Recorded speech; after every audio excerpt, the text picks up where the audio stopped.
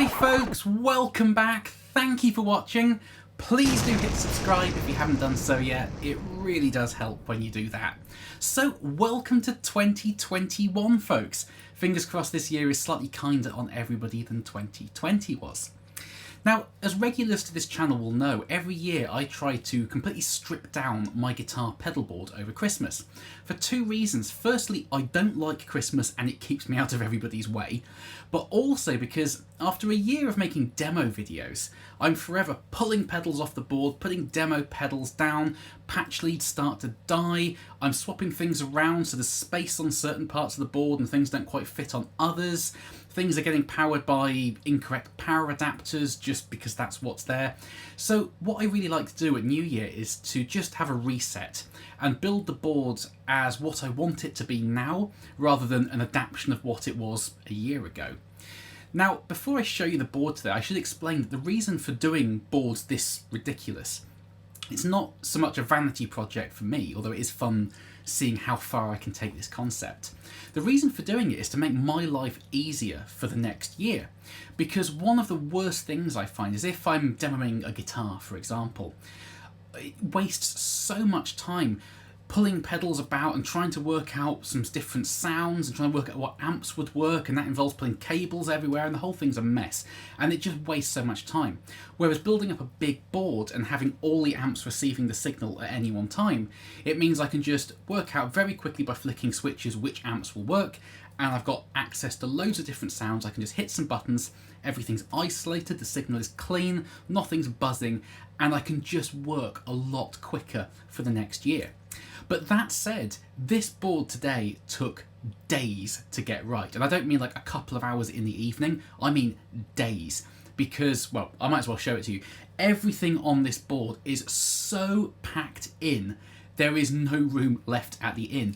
And if you look over on the right hand side, you'll see that some of the black caps are missing off the George L connectors. The reason for that is because leaving 4 caps out, the extra like 2mm that gave me, let something work that wouldn't have worked otherwise. Everything is so crammed on this board. So in terms of my kind of all analog pedal board concept and trying to up the ante, this is it. This is as extreme as I can possibly get using this particular board and the switching system I'm using and all of that stuff. The only way is down from here. So the 2022 board will likely look similar to this, but it cannot be more extreme. This is it. This is as far as I can take this concept. I'd love to have something like a Schmidt array board where I could take the power adapters and hide them out of sight underneath for more room, but on this board, this is as far as I can take this concept. So what I want to do today, folks, was talk you through the basic signal flow of the board, show you each of the pedals in isolation, and then at the end just show you a few of my favourite combinations in terms of stacking pedals together that you'll likely be hearing on this channel going forwards for the next year. So the guitar I'm going to use today is this one here. This is my Heritage H535. Now, I've made a few videos about this guitar recently. You can check those out if you want to find out more about it. But essentially, this is a Gibson 335 made in Gibson's old Kalamazoo factory where the old 50s 335s were made by ex-Gibson employees that were working there back in the 50s, using all of Gibson's old 1950s machinery, all done by hand. So in terms of a kind of late 50s 335, custom shop reissue, this is about as authentic and accurate as it's possible to get. Now, I have pimped it up slightly. This now has the Monty's PAF pickups in, which are just absolutely outstanding. I wasn't a fan of the Seymour Duncan pickups this came with, but these pickups just revolutionise the sound of the guitar. It also has VI pots, Lux, Bumblebee, paper and oil capacitors, the 50s wiring schematic, Faber hardware, so it's now as good as it can possibly be in all areas. It now sounds as fantastic as it looks. I think this is one of the best looking guitars I've ever seen. So I love this guitar, it's one of my current favourites, so I'm going to use it today to demo the pedals. And in terms of amps, as I said, all 4 of my amps are receiving the signal at all times, but I'm going to use the pairing of amps that I would typically go to for most demos you see on this channel. They just work really nicely together. And that is my 2 Dr. Z's. So the first one is the Z-Rec, a really kind of bright, chimey EL84 Vox AC30 type thing. Celestion Alnico gold speaker, just has a really beautiful sort of bright fidelity to the high end works really, really well for sort of clean stuff. And I'm going to pair that with the DB4, which isn't based on any amp in particular, but to my ears it's kind of a hybrid between like an old AC30 with the EF86 tube in the front end, so it's more sort of dark and thumpy, and also a kind of old school Plexi Marshall. So it has a really kind of weighty sound to it. This has the Fane Ascension A60 speaker in it currently, which is wonderful. And these two amps and those two speakers just work so beautifully well together. So the guitar into the amps with a couple of always on pedals that I'll tell you about in a second sound like this.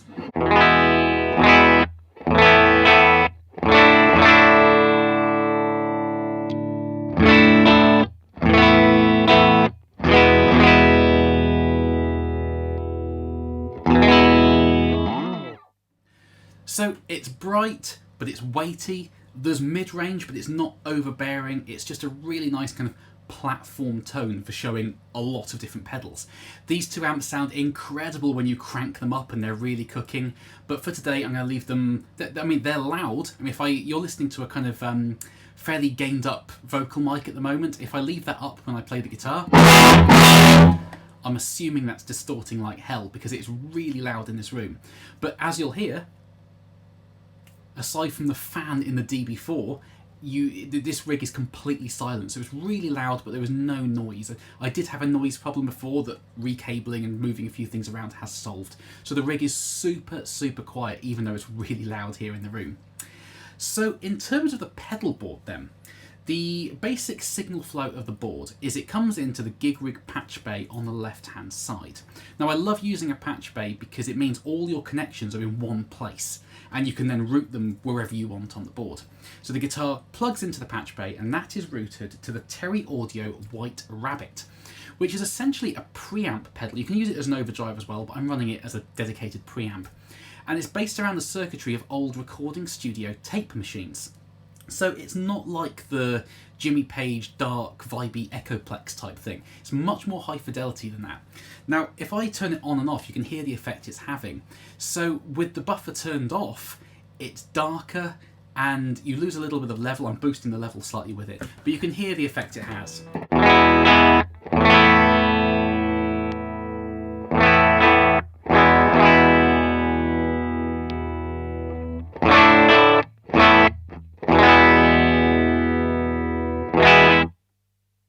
Now, some people really don't like an always-on preamp or buffer because of the sort of glassy high end. Personally, I really like it. I want as much kind of signal integrity in my sound as I can get. You can always shelve it off with the guitar's volume control or how we set the amps, but I want my core signal to be as full and defined as it can be. So from the White Rabbit, the signal then goes into the Lightning Boy 2020 instrument transformer.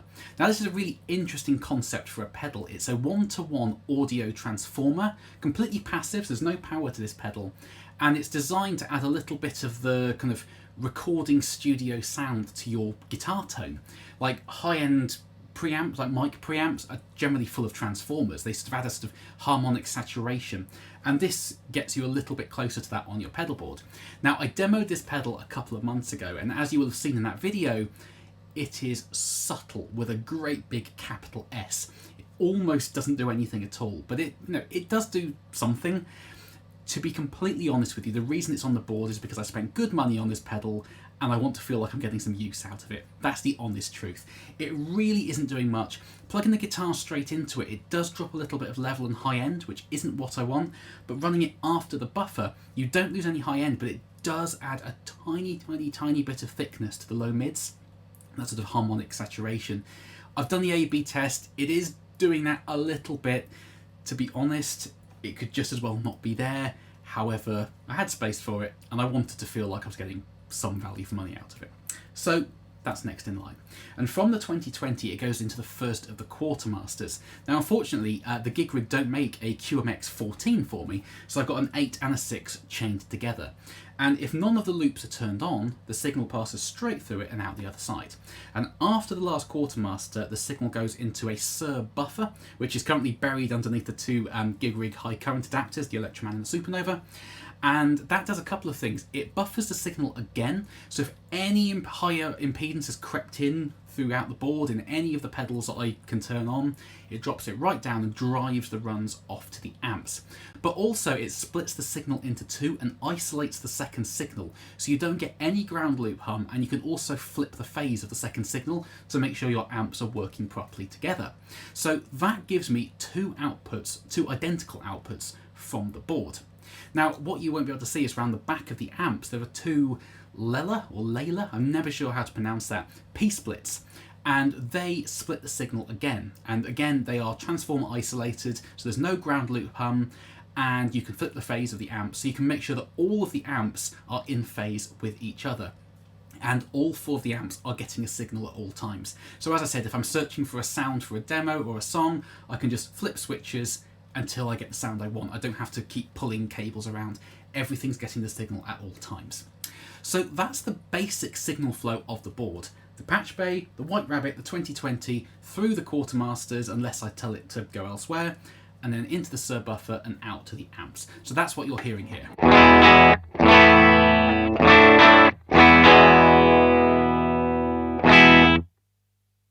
So that's the basic core sound of the rig. Now, with the quartermasters, I can then tell the signal to go to any of these pedals, any combination of these pedals, but you only ever hear the pedal you want to hear. So it's not running through any pedals that are unnecessary, it's not going through any true bypass relays, degrading the sound or anything like that. It's only going through what you want it to go through at any one time. So it's a way of keeping the signal as clean and intact as you possibly can on a board this ridiculous. So the first loop here is a tuner loop. So what that does is it mutes a signal and it sends it off through the patch bay to a Peterson 420 strobe tuner. Now this is an old 1970s model, I think. It's a bit of a pain because it's 110 volts, so I have to use a step down transformer to run it here in the UK. But what I love about using a strobe is it's much more precise than most digital tuners. You can, I mainly use it when I'm intonating a guitar or if I'm recording and I want the tuning to be absolutely dead on.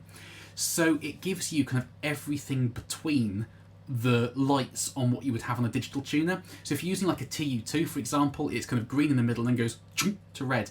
The strobe will show you the in-between of the green and the first red light. So it's much more precise, and if you're intonating a guitar, a tiny turn of the screw, you can see that on the strobe in a way you couldn't on most digital tuners.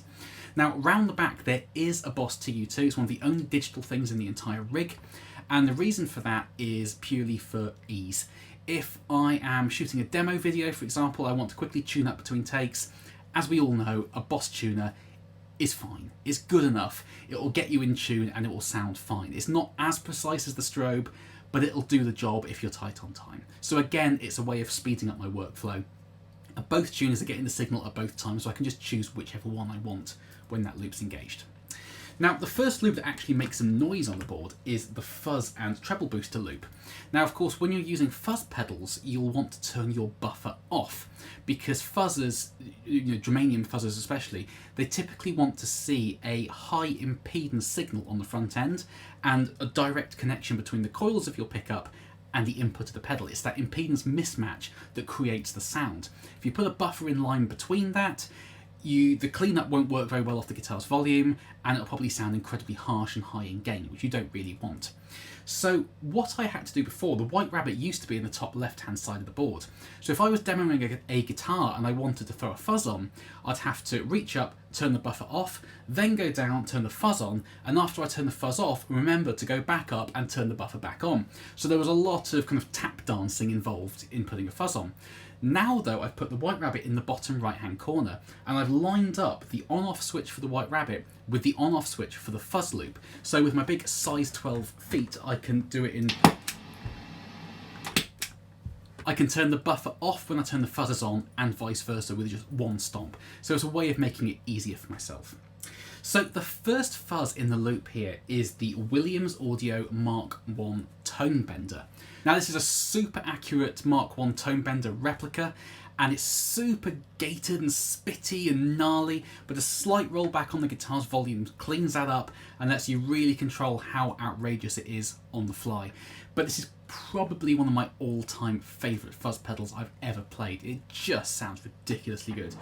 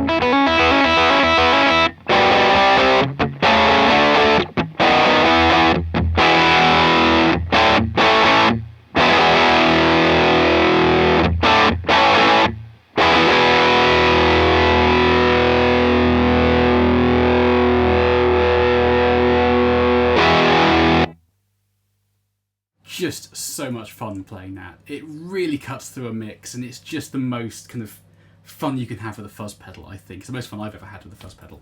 Now, the second fuzz in the loop is the Analog Man NKT Red Dot Sunface. Now, this, as most people will know, is a very, very accurate fuzz face replica with germanium transistors. Analog Mike is a genius when it comes to fuzz pedals. And it's much sort of darker and more smoky than the Tone Bender, much less aggressive, but it also cleans up incredibly well with the guitar's volume, so you can back it off and make it sparkly clean for that kind of spanky Hendrix clean tone type thing.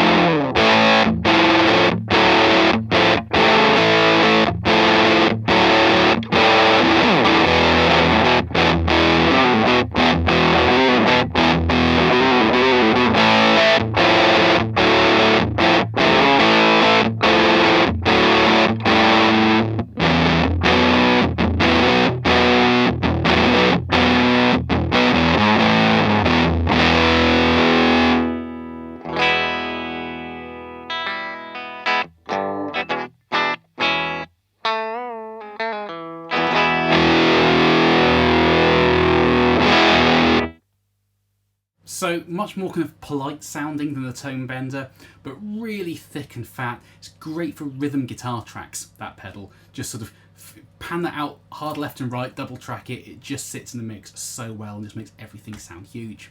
Now, the last pedal in this loop is another Analog Man pedal.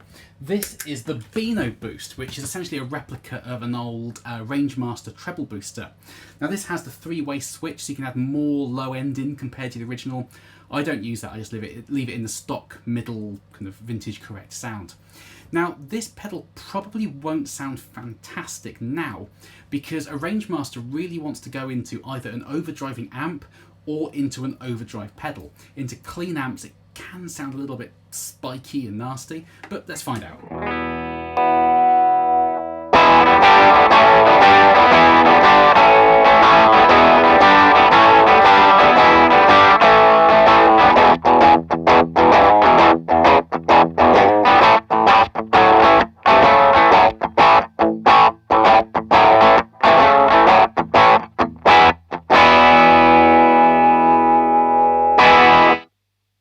So it's very nasally. It's still a very usable sound. That's the kind of like Rory Gallagher type sort of cleanish sound. That sort of thing. So it does work really well for that, but I'll show you that pedal more later on when I'm stacking it into gain pedals. It kind of works better in that situation, but it still sounds cool on its own. Now, the next loop here has a compressor in it. Now, this is my favourite compressor pedal I've ever used. This is the Effectrode PC2A tube compressor. Now, this is a kind of hardware studio LA2A compressor in pedal format. So it's really, really nice, and insert adjective here from the gear page: organic, warm, harmonically rich, natural sounding, all those sorts of things. That's what this pedal is. Now, the one thing I wish this pedal had that it doesn't have is a mix control or a blend control, because my favourite thing to do with a compressor pedal is to set it super squishy but then blend the clean guitar signal back in, so you still get some transients but then you get sustain of the compressor. In the recording world we call that parallel compression, same thing, you know, mix, blend, parallel compression. So the way I've solved this is I'm running it in the loop of a gig rig wet box. They now make the wetter box. This is an old wet box, which essentially lets you take your clean signal and blend an effect on top of it. You can use an expression pedal and, you know, adjust it. I'm not using that. So what I've got is I've got the PC2A set really squishy, but then some clean transients dialed in. And the way I set this is so that when I'm hitting big chords, you almost can't hear it.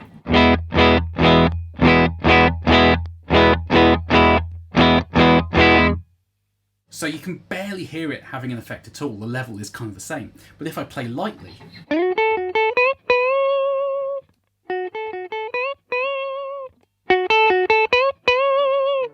you can hear that kind of thwack of the compressor on the front end, and you get sustain. So you can use it for all your sort of country licks.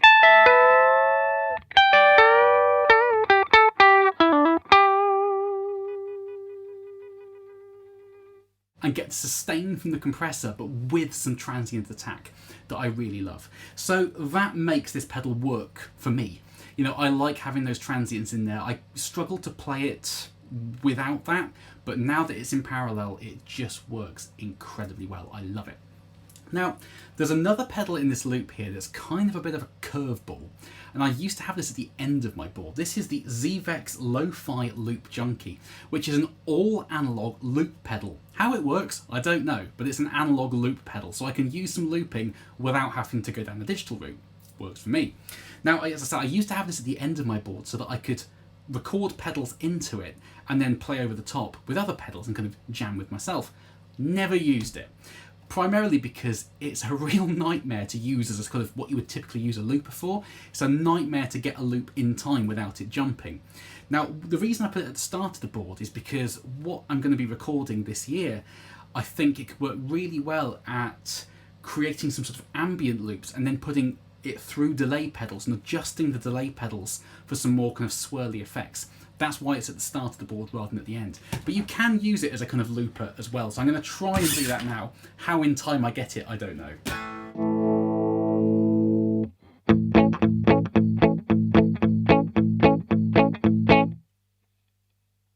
And now you can play that back and play over the top of it.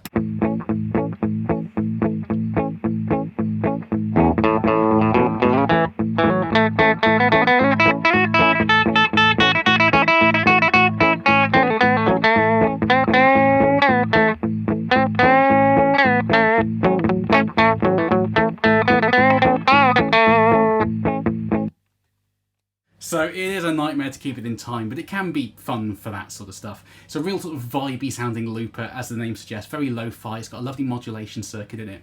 I think it's going to be more used by me for kind of ambient effects. I'll show you that later on, but it's a fun pedal.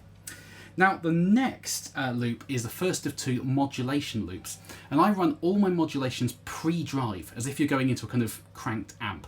So my chorus, flanger, vibrato, and phaser, I run into my overdrive pedals. So the first one here is a vibrato pedal. This is the Big Tone Music Brewery Maggie, and this is a vibrato pedal based around the vibrato in an old Magnatone amp.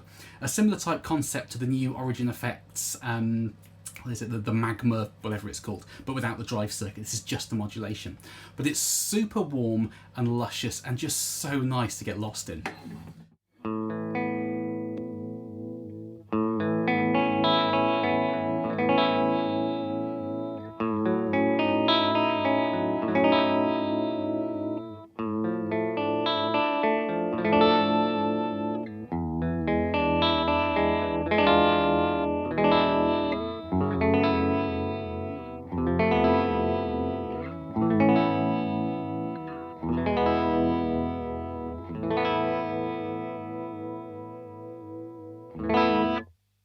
So it's very warm, you do lose a bit of high end, but it's really throbby. It does get a little bit seasick at some settings, but I'm really getting into vibrato. It's a sound that I'm really enjoying using.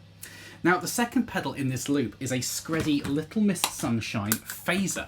Now, this is based around the Phase 90, but it uses photocells to do the phasing rather than chips, like the old Phase 90 would. So it's a little bit similar to like a Univibe type pedal, but essentially what it does is it just gives you amazing clarity and headroom. One thing I don't like about my old Phase 90 is when you hit the guitar, it crunches up and distorts. This doesn't do that.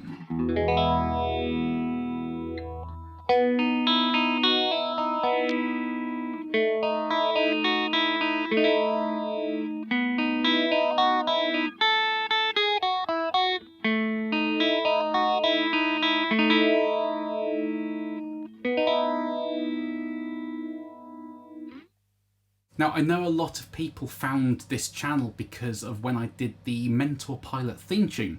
And if you're here from that, this is the pedal I did the sort of funk guitar part from that with.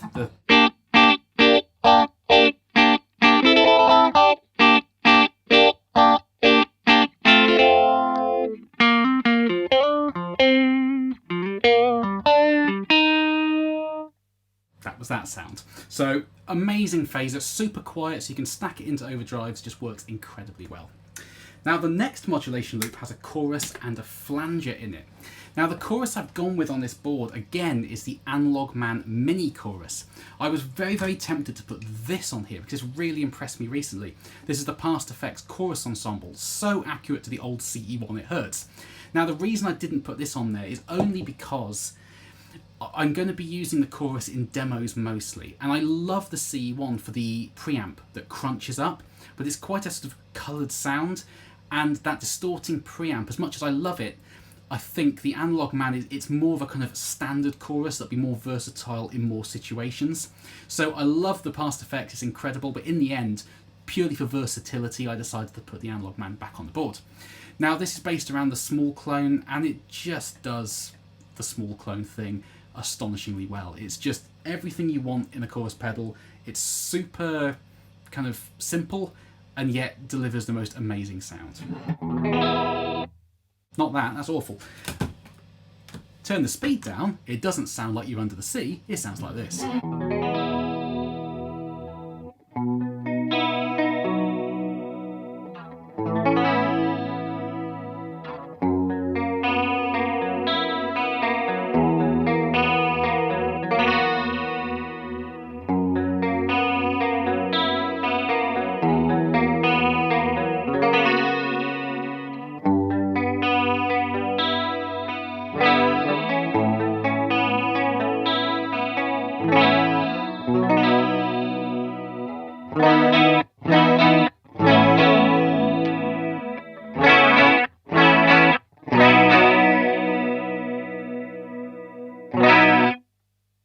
So just that sound, it's amazing. I love chorus, I'm a sucker for cheesy modulation effects, and that does it for me.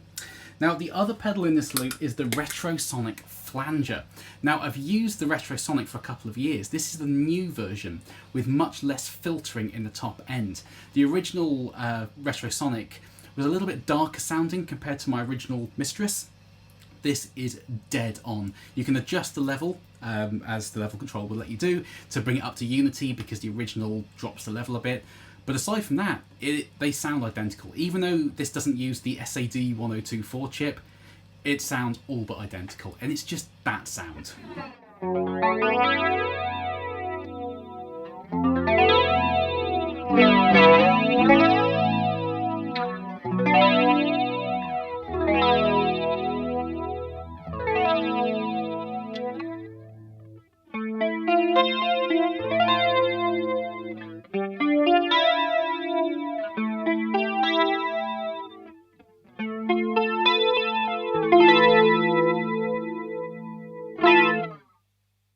Just sounds like a Mistress. There's nothing more to say really, aside from, you know, if you like the Mistress sound, that's the one you want. Now the next loop moves on to gain, and the first loop we hit is my kind of mid-pushed boost / overdrive loop. And the first pedal is the wonderful Decibelix Golden Horse. I'm even wearing the t-shirt, come to think of it, so that's nice. So this is essentially a clone, and it's right at the top of the tier in terms of the best clones out there. It's kind of up there with like the Ryra and the Centura, so it's right in the sort of top shelf clones, as it were. Uses the correct diodes, which always makes me smile a little bit because most people run a clone with the gain off and then talk about diodes. It's a blend control, so with the gain at 0 you're not hearing the diodes, so that always makes me smile. That's a topic for another day. But this, I never really got the clone thing until I plugged into the Golden Horse.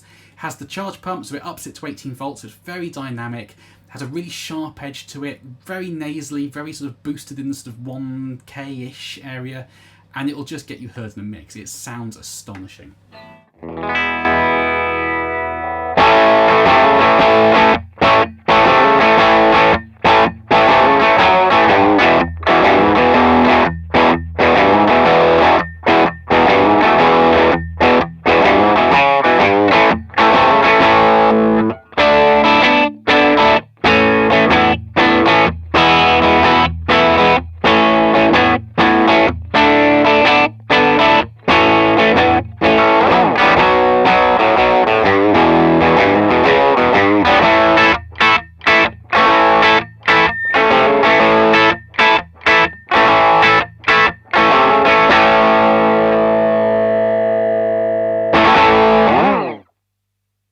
So it's grainy, it's mid-heavy, but it's one of those pedals, it's not an overly nice sound, especially sitting here in front of two belting amps.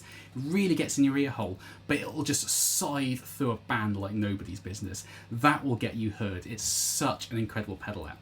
Now the second pedal in the mid-push loop is the Jam Pedals Tube Dreamer 58, which is essentially an asymmetrically clipping tube screamer. So it's more similar in its clipping to the old Boss OD1, just kind of the first ever tube screamer type pedal, but with asymmetrical clipping. No tone control, but I've set the tone on the tube Dreamer to kind of match it as closely as I can in tone. Now with a sort of a mid-pushed boost in the kind of lower mids, and this guitar, it can get a little bit honky, but even so, it's just a sound that you instantly connect to because you've heard it so many times.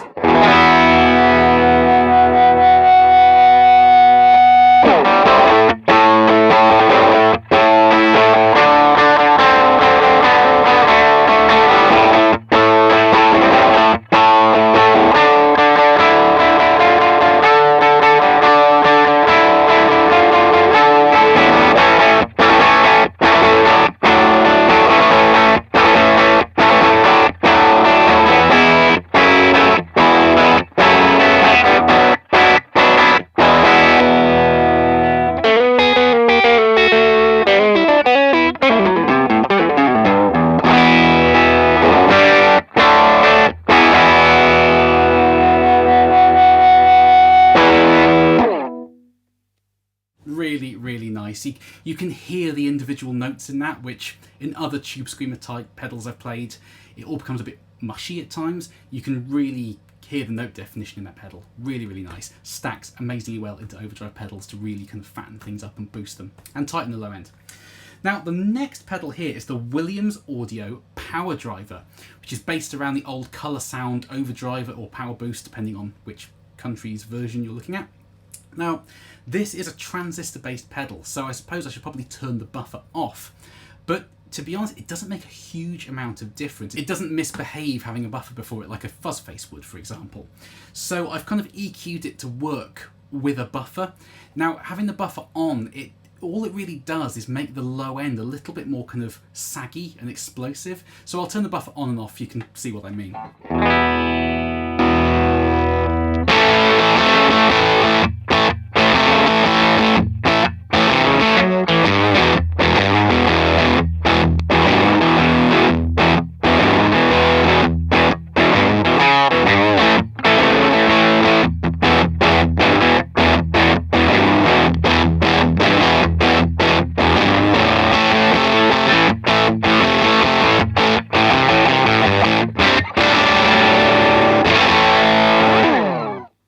So it farts out a little bit more with the buffer. It doesn't get super aggressive or anything. You can compensate for that with the two-band EQ as well. But I actually quite like the kind of farty compression in the low end of that with the buffer on. So I generally leave the buffer on with that and EQ the taste. But it's just such an amazing sound. It's super loud, that pedal, but it's kind of grainy and bitey, but in all the right ways. Really love it. Nick Williams knows what he's doing with a fuzz pedal, trust me. Now, the next loop here has everyone's pedal they love to hate at times, the Analog Man King of Tone. Now, people love to kind of, crap on this pedal on forums, calling it the King of Hype, and yes, the waiting list is a bit problematic, but for me, it always has a place on my board, because if you're ever wondering what overdrive pedal might work with a certain amp or a certain guitar, this will. It's very reliable in sounding great with everything. So I run mine as 2 clean boosts. As standard, it comes with the yellow side as an overdrive, or set as overdrive, and the red side as a boost to boost into it. I've made both of mine clean boosts. I much prefer the dynamic range of that. I think it just drops the diode clipping out and it just makes everything a bit more dynamic and transient. But I really like it for what it does. It just does it incredibly well. There's nothing else to really say. It's based on a Marshall Blues Breaker overdrive. You get 2 of those circuits. The bypass is much improved on an old Blues Breaker, and it just works.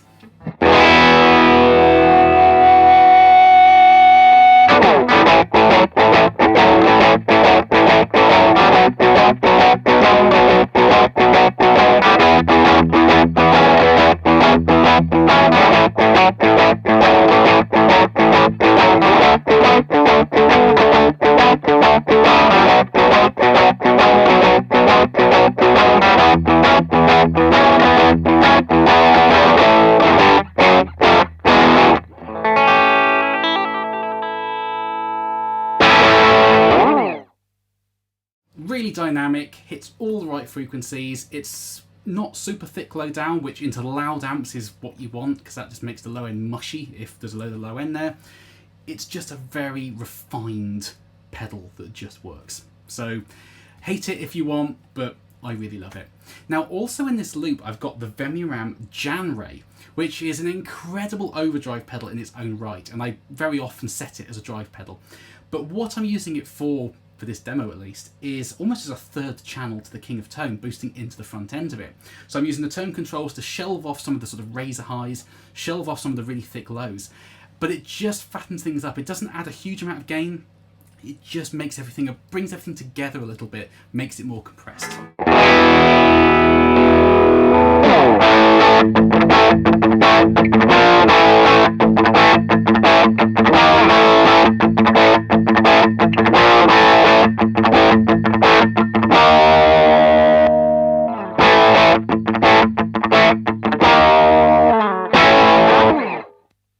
So, as I said, you can set it up and just use it as a standalone overdrive pedal. It works incredibly well.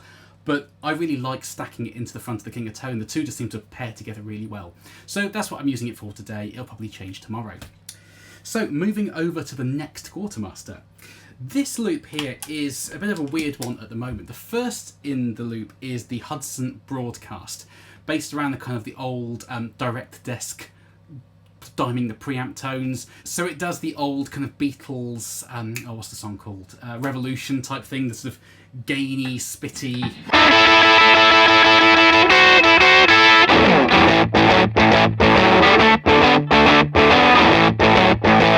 Sort of thing. Does that really nicely. But I power the broadcast at 24 volts, which some broadcasts can take, this one can. And why I really love doing that is because this is currently in the high gain mode, so it's very fuzzy. You can put it in the low gain mode and it has just headroom for days. And what I really love about this pedal is the low cut control, which is basically a sort of high pass filter. And you can stack any overdrive into it and just use that low end filter to kind of nip the low end slightly. Doesn't really colour the sound, it's very transparent, but you can use that low cut control to really shape other overdrive pedals. So that's one of my favourite things to do when recording, is just tighten the low end up a little bit. Now, the second pedal in this loop currently is the Williams Audio Ram Fuzz, which is essentially a ram's head big muff, and it's absolutely deserving of its place on the board. It sounds absolutely killer.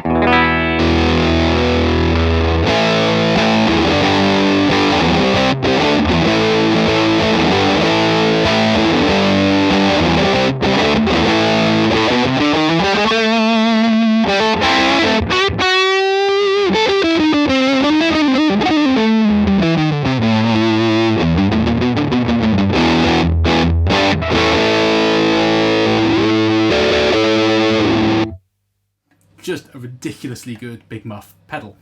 Now, to be completely honest, this pedal is actually keeping the spot warm for another pedal that will be arriving hopefully in the next few months. I'm on the waiting list for a Kingsley Page.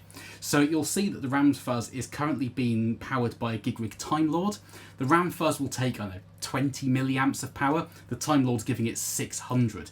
So it's kind of overkill at the moment, but the reason the Ram Fuzz is there is because the dimensions are almost the same as the Kingsley Page, and it also takes 9 volts, so I can run it on the high current adapter and it won't damage anything.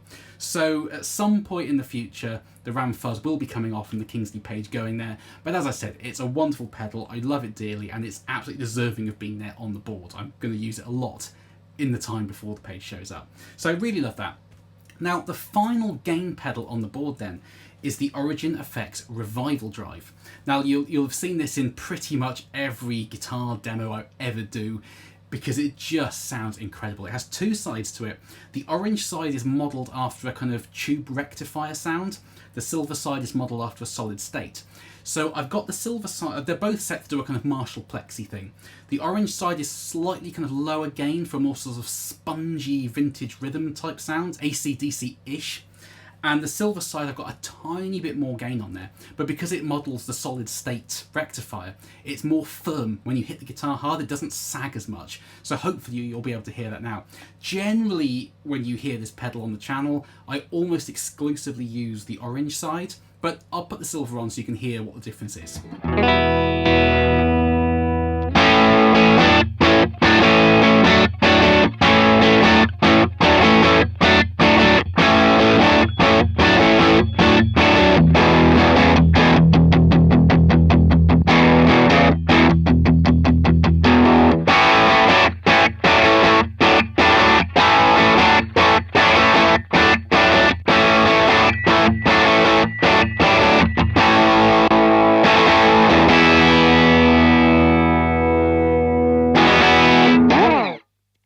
So the higher gain of the silver side there was causing the unpotted Monty's Paths to complain a little bit. But I don't know if that will come across on the audio. It's certainly something I can feel under the fingers. The orange side is a little bit more kind of saggy. I really like that. So that's generally what you're hearing when I use this pedal. So moving on to some time-based effects then. The first pedal here is the Fairfield Circuitry Meet Maud. Now this is a really cool delay pedal. It kicked a Memory Man off my board. The delay, in comparison to the Memory Man, the delay tails are darker, but what I really love about it is the modulation on the repeats is more random. The Memory Man repeats, the modulation is more of a kind of sine wave chorus or vibrato, which is nice, but it's a bit predictable on delay tails, whereas on the Meet Maud, it's more kind of random. So it doesn't sound anything like a tape delay, but the modulation has a bit more of a kind of clunky mechanical sound to it. But this thing is just an absolute dream box. You can turn it on for amazing ambient sounds. It never gets in the way of what you're playing, but it just sits underneath your sound, just makes everything sound luscious and warm and gooey.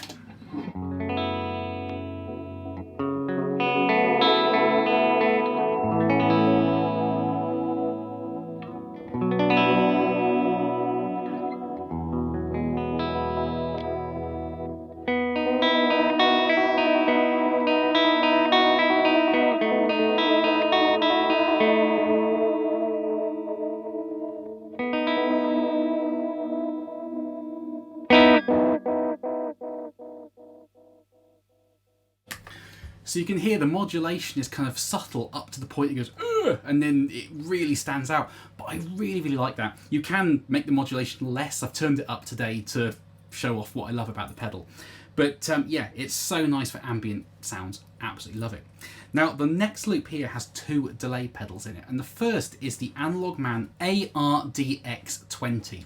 Now, this is my kind of go-to delay for just a basic thickener delay sound. It has fairly dark repeats, so it sits underneath your guitar sound, never really gets in the way or becomes overbearing, but you've also got the two sides, so it just works really well as a kind of basic do-it-all analog delay. So side A I've got set to the kind of edge dotted eighth type thing.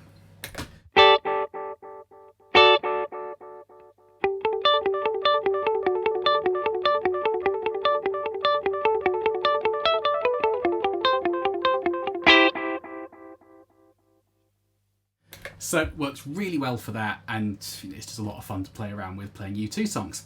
Now, side B I've got set to do a very basic slapback, which again is great for those kind of like old school 50s, 60s type rockabilly type riffs.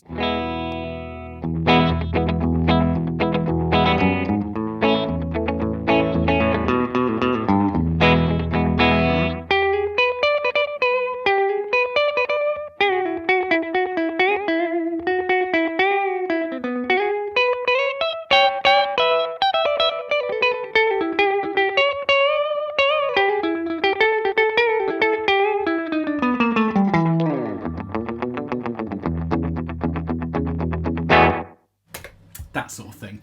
So it's just a really, really simple delay that just works. So I generally leave it on side A. Now, the other delay pedal in this loop is the Jam Pedals Delay Llama Plus.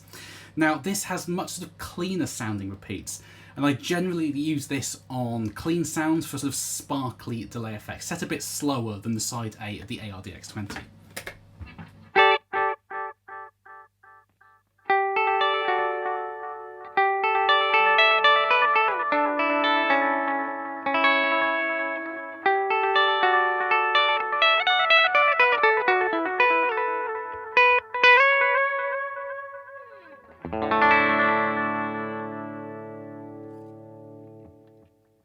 And the infinite repeats button is a lot of fun too.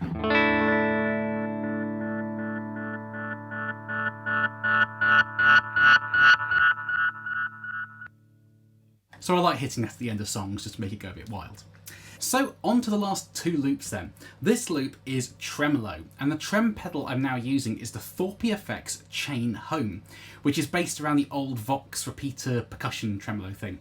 It's got a really nice boost in it, this pedal. I'm not really using it set to Unity, really killer high pass filter as well, but I've just got it set to do a tremolo effect very simply but very well.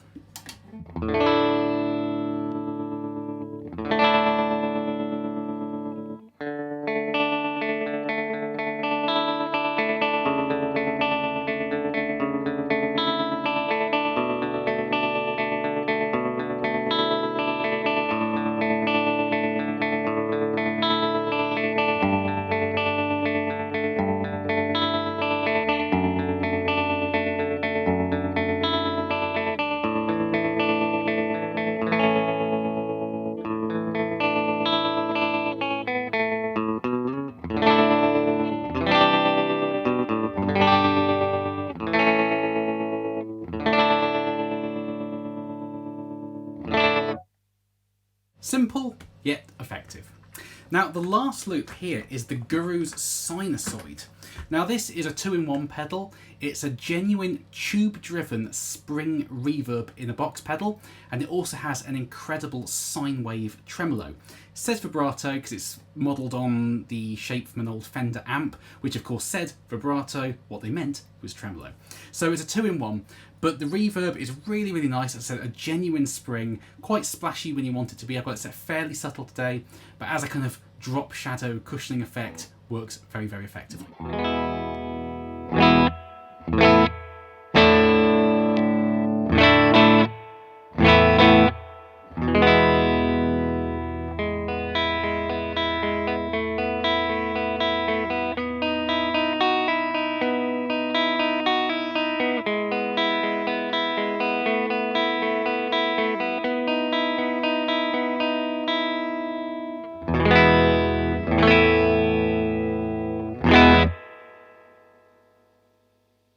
So it can be quite splashy. It just makes me want to go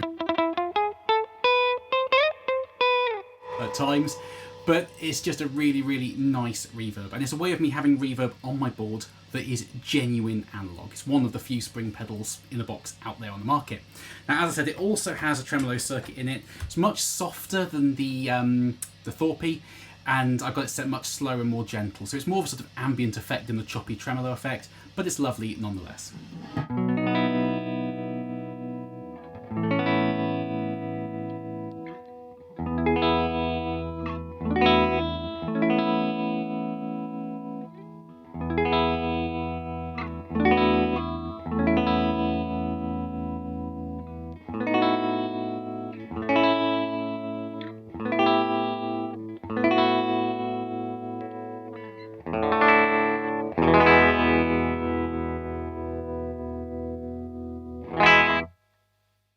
So fairly subtle, but lovely. And that is pretty much it on the board. You know, there are so many sounds there, and as I said, you can stack them together in different ways. I'll show a few of those in a second. But it's just so versatile, and it is all analog, pretty much, I think. I think there's probably some element of digital control in the gig rig quartermasters to make the flip-flop mode work, not that I'm using it.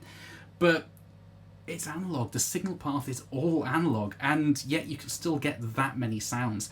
So yes, you can use a sort of posh digital multi-effects pedal to replace all of that, but you can do it. It's, as I said, over the top, it's excessive, but I think it sounds really, really nice, especially with these amps, this guitar. It's just everything I'm about in terms of a guitar tone. So what I'm going to do now is just dial in a few different sounds and stack a few pedals together and show you a few of the sort of combination sounds you're able to get out of this board.